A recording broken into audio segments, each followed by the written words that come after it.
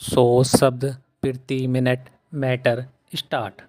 अध्यक्ष महोदय, मैं आज एक ऐसे विषय पर बोलने जा रहा हूँ जो देश के सामने एक बहुत बड़ी समस्या बना हुआ है।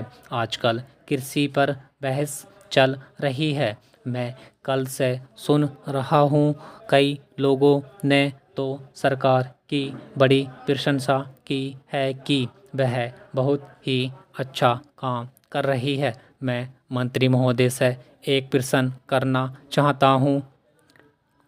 मार्च में मंत्री महोदय ने एक प्रश्न के उत्तर में कहा था कि 2 वर्ष में हमारा देश आत्मनिर्भर हो जाएगा।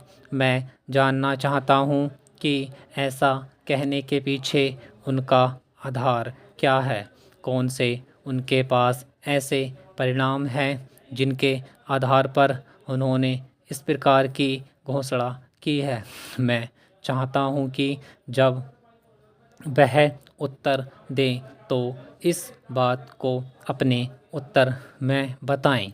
आप जानते हैं कि इस देश में 80% लोग खेती करते हैं और उसके बाद भी आज हमारे देश का सम्मान दूसरे देशों में कितना है। आज हम दूसरे देशों से देश के नागरिकों के लिए खाद्यान्नों का आयात काफ़ी मात्रा में कर रहे हैं। खाद्यान्न की स्थिति बिल्कुल संतोषजनक नहीं है। देश में जहां लोग 80% खेती करते हैं, हम भोजन के मामले में भी आत्मनिर्भर नहीं हुए हैं। इसके कुछ कारण हैं। जिस समय देश स्वतंत्र हुआ उसी समय से सरकार ने कुछ गलतियां की हैं, जिसका यह परिणाम है कि आज इतने वर्षों के बाद भी हम आत्मनिर्भर नहीं हो सके।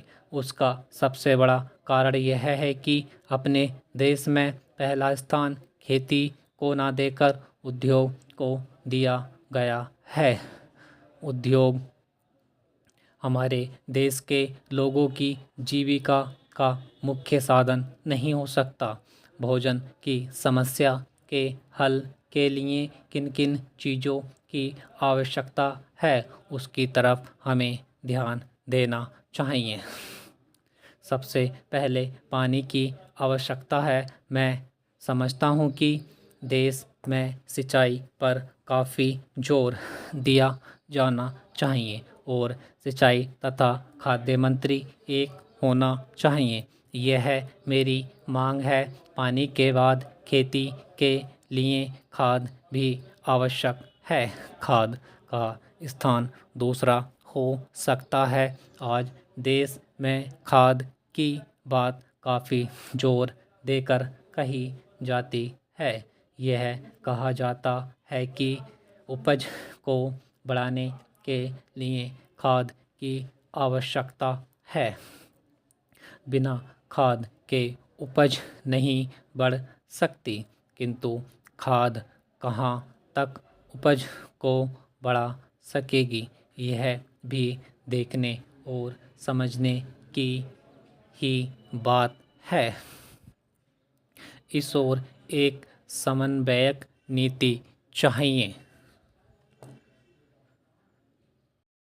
100 शब्द प्रति मिनट मैटर स्टार्ट।